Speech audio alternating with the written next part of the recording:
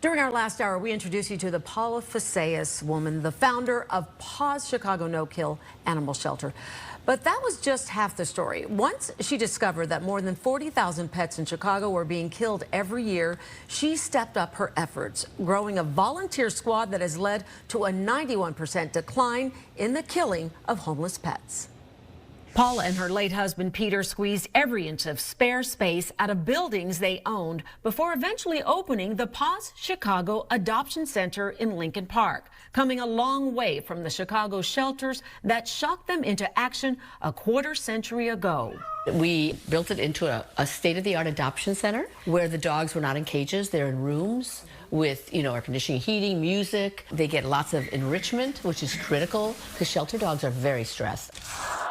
It wasn't long before offers to help came from all corners, including Chicago's biggest booster, Oprah Winfrey, whose adoption of 2 dogs put PAWS Chicago on the map in America. So this is Paula Fasseas, the founder of PAWS Chicago. It's a no-kill shelter. She rescued these little gals from the pound. They could have been euthanized if they weren't adopted. Can you believe that? I've never seen anything like this, so the animals are not caged at all. No? We want the animals to feel comfortable, and we want the animals to stay healthy. And you can count a genuine rock god as one of her biggest fans. I find that as I go around the world and travel with my band, the Pumpkins, people want to talk to me about PAWS, which is incredible.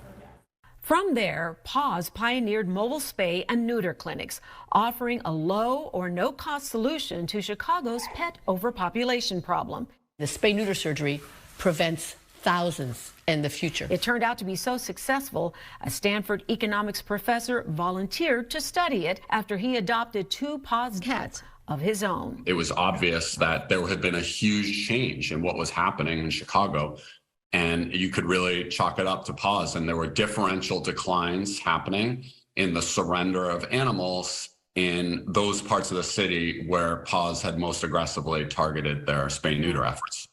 Today, PAWS Chicago is home to a busy spay and neuter clinic in Little Village and a state-of-the-art medical center.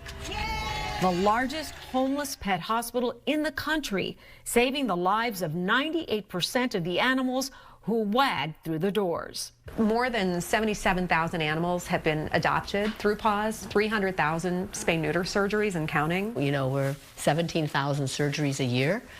The future, I'd like to have 2 clinics. We are focusing in under-resourced communities where people cannot afford it. When Paula looks back at how PAWS Chicago has flourished, she's quick to say she can't do it without an army of volunteers giving their time and a group of donors who know how to collect some record-setting cash.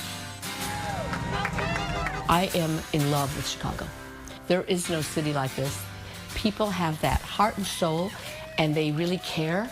I don't think the way we grew this could have happened any other community than Chicago. We're writing and we're working on the standards.